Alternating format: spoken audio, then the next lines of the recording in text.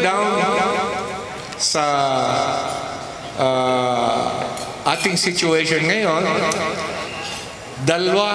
tatlong grupo, dalawang tao ang dapat nating pasalamatan ng ubod puso. Si Congressman Goles po, hindi niya kinuwento lahat ng ginawa niya. So ikikwento ko sa inyo lahat na nangyari. And marirealize nyo kung gaano kalaki ang tinulong ni Congressman Goles sa atin para magkaroon tayo ng tubig. Unang-una, siya po ang nag-initiate noong congressional inquiry regarding the water problem here at BF Homes. Specifically, yung refusal ng BF Homes Inc. at ng PWCC na papasukin ang Maynilad.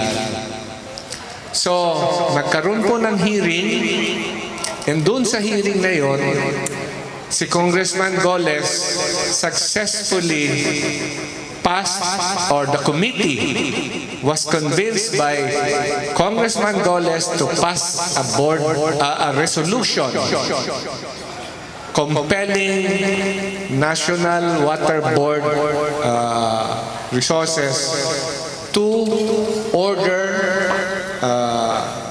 issue an order for cease and desist sa BF Homes Inc. para wag pigilin ang Maynilad na makapasok dito sa atin. Yun ho ang unang-una. And doon mismo sa inquiry na yon, or sa hearing na yon, nakapag-form sila ng tinatawag nilang task force, na ang chairman po ay si Congressman Bagatsing. And dito nyo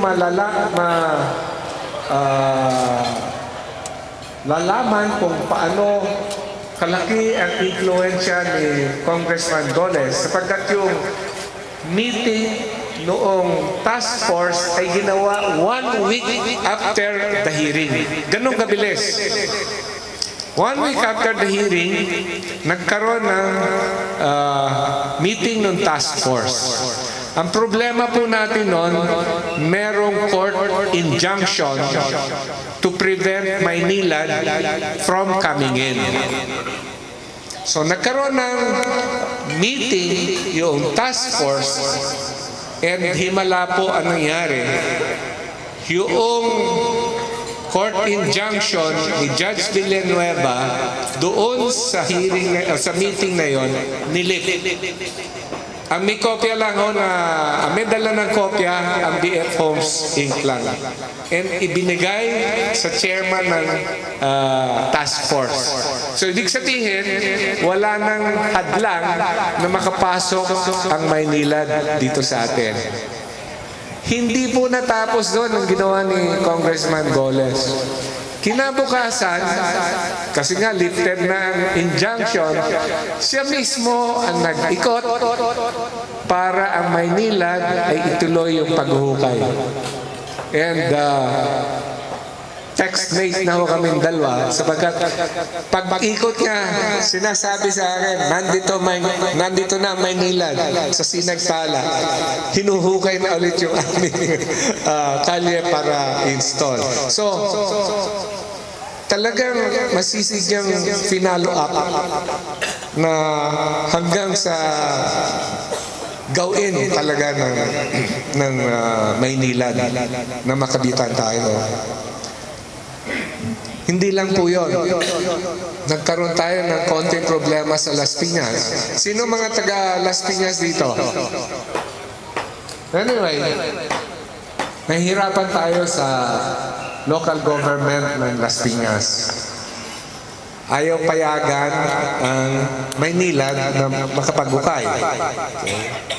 Of course, ang ating chairman, si Tony Tinsay, hindi umatras dyan sa laban na yan. So talagang tutok yan, hanggang last week, we succeeded.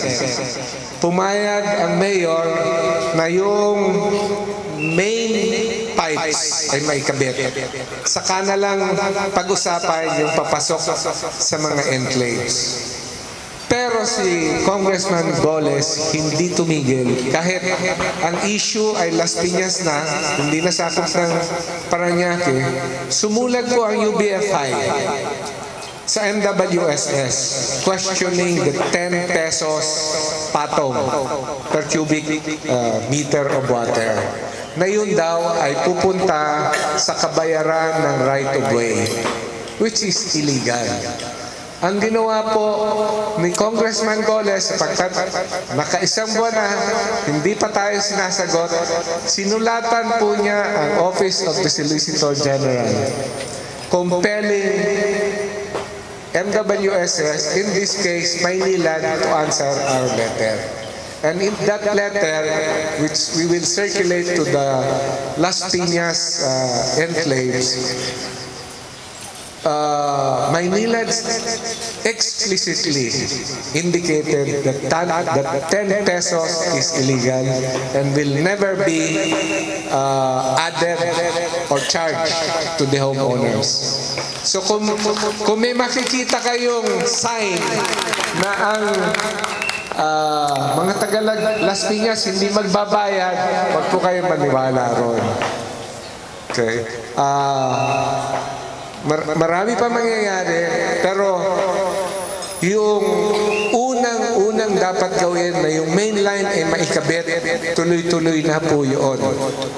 And ang commitment ng Maynilad ay tatapusin within 60 days.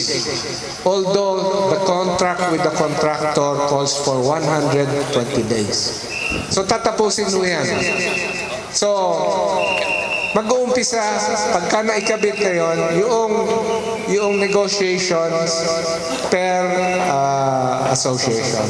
So hanggang ngayon po, nakatutok pa rin si Congressman Goles sa ating problema. Hindi po tayo pinapabayaan. So ang request ko lang po sa inyo, huwag din natin siyang pababayaan. Sa kay Mayor Bernabe po naman, marami rin po ang ginawa niya. Unang-una, yung pag-issue nung EO 688, isa siya doon sa nagkonbinse kay Presidente Arroyo na i-issue yon. Yun po ang naging basis or enabling executive order para makapasok ang MWSS dito sa BF Homes. Kasi yun, sinabi pagka hindi talaga